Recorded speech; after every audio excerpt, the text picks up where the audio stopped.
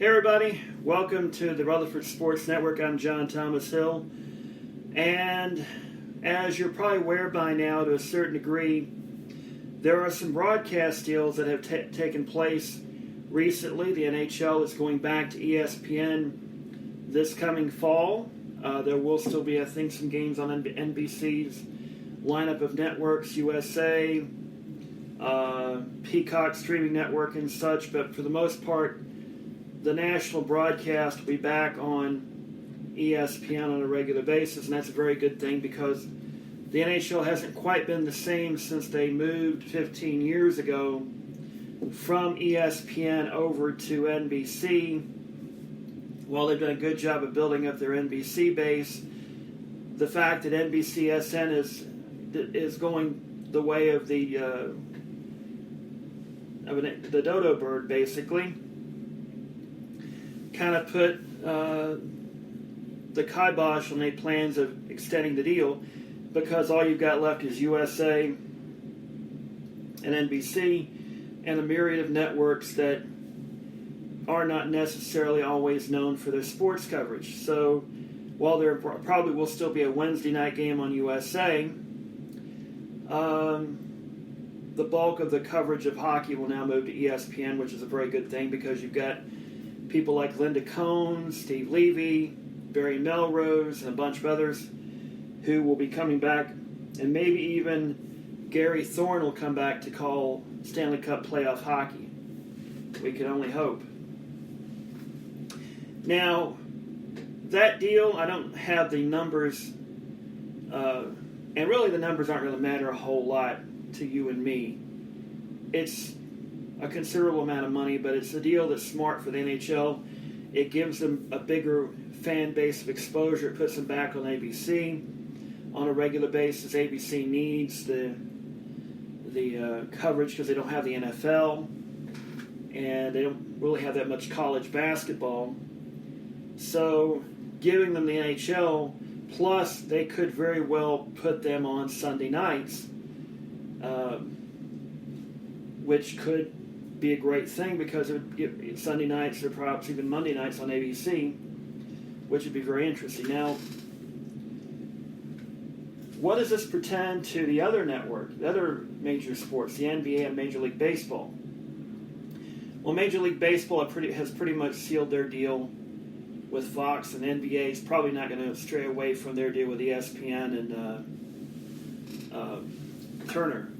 Although there could be some changes, minor little changes to that because of the NHL being on ABC could mean that Turner might possibly get both conference finals, possibly, in the future. But that remains to be seen. I think Turner's wanting to basically keep what they've got in the NBA and Major League Baseball, and I suspect they will do that.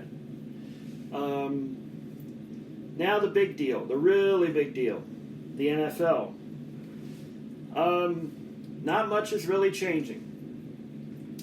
You've got Fox keeping the NFC Sunday afternoon package, CBS keeping the AFC Sunday afternoon package, NBC keeping Sunday Night Football, ESPN keeping Monday Night Football, although there will be some games on ABC. What those games are going to be yet remains to be seen. Whether they'll be Monday night games or perhaps even a Thursday night game that's not exclusive to Amazon Prime. By the way, Amazon Prime is going to be the exclusive home of Thursday Night Football. How people are going to feel about that remains to be seen. I'm not so certain that's going to be long-term the smartest solution, short-term the smartest solution. But long-term, it's something you better be getting prepared for. But like I said, there's not a whole lot of change. ABC is back in the Super Bowl cycle. They're going to have Super Bowls, I believe, in 2026 and 2030. CBS is going to have it again in another couple of years. I think it's not this year, but the next year. They're going to have it 3 times in 5 years, which is unprecedented for the modern era where you had 3 or more networks covering the NFL. I think NBC may be the last one to do it when they had back-to-back Super Bowls. I'd have to check on that. But the last time ABC had a Super Bowl was the one that John Gruden won at Tampa Bay. No, I'm sorry, I take that back. It was Super Bowl 40 when the Pittsburgh Steelers beat the Seattle Seahawks. That was the last time ABC had a Super Bowl, so it's been almost 15 years. The big deal is going to be who gets NFL Sunday Ticket. Now, DirecTV's had it ever since it got created 25 some odd years ago. And ESPN Plus is looking to get into that business. Whether it will be part of their current service, which is part of the Disney bundle, or it will be part of a extended bundle, which I'm expecting it probably will be, where you'll pay a little extra every month to get NFL games. I would suspect that's probably going to happen. Now, the NHL Center Ice package, if I'm not mistaken, is going to move over to ESPN Plus, so you won't be able to watch NHL hockey on the NHL app anymore. You'll have to watch it on ESPN Plus. Now, how much you're going to pay extra for that, I'm not sure. They may just integrate it in their current service and maybe bump up the price a couple of bucks a month. We'll see how that goes. Because right now, the Disney bundle is Disney, Hulu, and ESPN Plus, but there is some crossover between ESPN Plus and Hulu. So you can see some stuff on Hulu from ESPN Plus. And that's a very interesting scenario there. Now, this current deal, if I'm not mistaken, goes all the way to 2031, if I'm not mistaken. So by the time I turn 60, in a decade's worth of time, there's going to be a huge, huge, huge, huge battle for broadcast rights. Because there's going to be more platforms out there. Almost assuredly, Netflix is still going to be around. Amazon Prime will most likely be around. You've got Peacock, which is NBC's little thing they've got there. You've got Paramount Plus, Paramount Plus is CBS's. Peacock is NBC's. ABC, of course, has their three-headed monster: Disney Plus, Hulu, and ESPN Plus. Fox has Tubi, which is a free service. They could convert that into a paid service down the road once they divest themselves of their remaining stock in Hulu, which will probably come sometime in the near future. I could see them doing something like that. Or they could just simply play it smart and just maybe team up with Netflix, or maybe buy out Netflix, who knows? Or somewhere create their own service. It remains to be seen. And you've got YouTube to consider as part of the next deal. They're not going anywhere anytime soon. I think this year is their 16th year coming up. So yeah, they've been around for quite a long time. Hard to believe. So it remains to be seen what happens. Now, the WWE recently moved their network over to Peacock.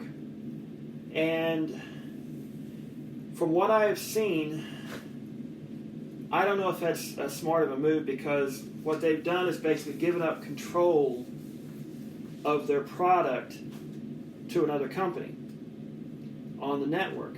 And where they made the decisions what to put on there, what not to put on there. And they had a pretty extensive library, and they're going to pretty much put everything else back on there by August, allegedly. But if you're an old school fan like I am, you're missing being able to watch Mid-Atlantic Wrestling whenever you wanted to, World Class, AWA, Mid-South, a bunch of other stuff. And it's mainly controlling the current product as it is. They do have all the WrestleManias. They do have a good bulk of the WWE pay-per-views. I think they got a few WCW pay-per-views. It remains to be seen, though, what they're doing with this. I don't like to call it censorship because it's not the government forcing them to do it. it's their standards and practices editing stuff out that they consider to be in violation of their standards. Basically what that is there was a moment in, and I can't think of was it the WrestleMania in Toronto, I believe it was, where Roddy Piper was facing Bad News Brown, and Roddy Piper painted half of his face black. Now, if you know the story, you know that was to get under the skin of Bad News Brown, and that, long story short, Roddy Piper used the wrong stuff and had to wait until that stuff wore down before he could be rid of that. But because the NBC folk, Universal folks, who themselves are a publicly traded company, they have some pretty strict standards and practices, so they have taken that scene out. And now there's rumor going around that they may be editing a lot of Hulk Hogan stuff out because Hulk Hogan at one time said some things that could be construed as racist. Now when I say that, I don't necessarily mean that I think Hulk Hogan is or is not a racist. I think that's something that each person really has to think about themselves. And if they do that, you're taking a huge chunk of history. Why even have the network if you take Hulk Hogan out of it? Are you going to take Ric Flair out of it? Because at one point in his career, he's said some things that by today's standards would be construed as racist. And you could even say, you know, there was a particular incident years ago where Jimmy Boogie Woogie Valiant was talking to Pistol Pez Whiteley in an interview and said he was the best black athlete in America today, and Pez Whiteley got honked off about it. Are they going to cut that out? So I'm all for putting things in perspective by putting disclaimers, like Disney did with some of their stuff, and I think they should show Song of the South, but put disclaimers about this was at a particular time, this was in a particular way, and put it on there with disclaimers saying this is where we're going to show this because we want people to know how it was back then, and that it's not that way anymore. I don't like the idea of editing stuff out because it means that you're ignoring the reasons why it was there to begin with. And I'm one if you're taking it out for curse words or nudity or something like that, I can sort of understand that. But taking stuff out because it may be viewed by some as racist, but if it's something from 30 years ago, put a disclaimer on it. That's how I feel about it. Now, I wasn't going to talk about this, but I figure I might as well go ahead and touch upon it. Major League Baseball has moved their All-Star game from Atlanta to a location to be determined. And the reason for that is because of the recently passed voting law in Georgia that has been seen by many people as a voting restriction law. And the claim by the governor and others, and the Republicans saying they're trying to protect against fraud, it kind of falls way below that because of one simple thing.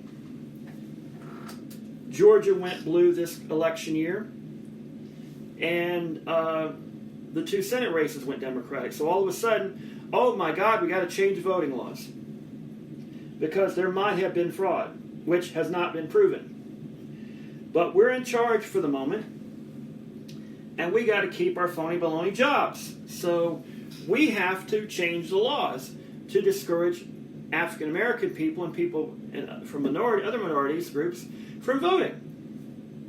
And there we go. Now, I hear this all the time. Well, you use your ID for every place else, why not for voting? Here's the problem with that. that I have with it. A, there's a reason why you use your ID for a check. There's a reason why you use your ID for a lot of other things. Because of potential fraud, and fraud that has taken place. Voter fraud is very rare. Very, very rare. And the only time it ever really affects a race is when the race is in a very small area and 1 or 2 votes might swing the difference. In the last, up until, now this doesn't count this current election, by the way. The last billion votes counted from 2016 onwards, back. The last billion votes, do you know how many cases of fraud were found in a billion votes? 31. Divide that down to 100 million votes, that's 3.1. There were roughly 150 million people voted in this past election, more than 150 million people. That means 5 people committed fraud, on average, in this past election, out of an election that had 150 million votes. And you're saying that there's actual real fraud? That's the reason why. Because if it were just a simple thing of showing your ID, I could understand it. But there has been movements in Alabama and Mississippi and other states to move driver's license places and ID places out of primarily African American areas to make it harder for African Americans to get their IDs to vote. This is organized. This is clearly organized. Blatantly organized. And for those people to say, well, you're just conspiratorially, you got a conspiracy theory. No, this is true. This is actually happening. There is documented evidence of this. This is not exactly something new if you've been keeping track of where the conservatives have wanted to reduce the ability for folks of African American origin and other minorities to vote because they know the demographics goes against them. And instead of changing their own policies to attract more African Americans and more minorities, they seek to reduce the ability for minorities to vote. And in my opinion, they're going to try and reduce the ability for poor people to vote. Because once poor white folks realize that Republicans are screwing them around, yeah, that's going to happen. It's all about reducing the ability to vote because they want to control the way you vote. It's been going on for years now. Look up Citizens United, that whole clustered blank of a case, which the Supreme Court got wrong. Corporations are people, my ass. They're not. So what does it have to do with voting? Well, it means that All-Star Game's not going to be in Atlanta. Neither will the draft. And that's going to upset some folks, I'm sure, in Georgia. I don't care. Because, quite honestly, something has to be done because this is as blatant as the nose on your face. This is because Georgia went blue in the Democratic election and the 2 Senate races went blue. This is because they know that more African Americans want to get out and vote, and they're scared that if they don't change things to help to put the thumb on the scale tilted their way, that they'll lose more elections than they win because they're not adapting their policy toward a wider audience. And you look at it, there's more people, a majority of people are for gun control. Majority of people are for some form of national health care. Majority of people are for a lot of the things Democrats are for and not so much Republicans are for. But yet, Republicans have to find a way to be competitive in races, so instead of changing their policies, which would mean alienating their donors. Excuse me, I have to actually get some water. They have to do it the way that they do it in order to keep their phony baloney jobs. So, now you've had a political discussion. That is about a baseball game, an all-star game, which I've said in the past, I'm not a huge fan of all-star games anymore. Anyhow, one last thing. I'll probably do a podcast about this real soon. I had the vaccine. Johnson & Johnson means I only had to take one shot. I'm going to talk about that in the John Thomas Hill podcast. But until later, take it easy. Good night. Good luck. And may the good news be yours.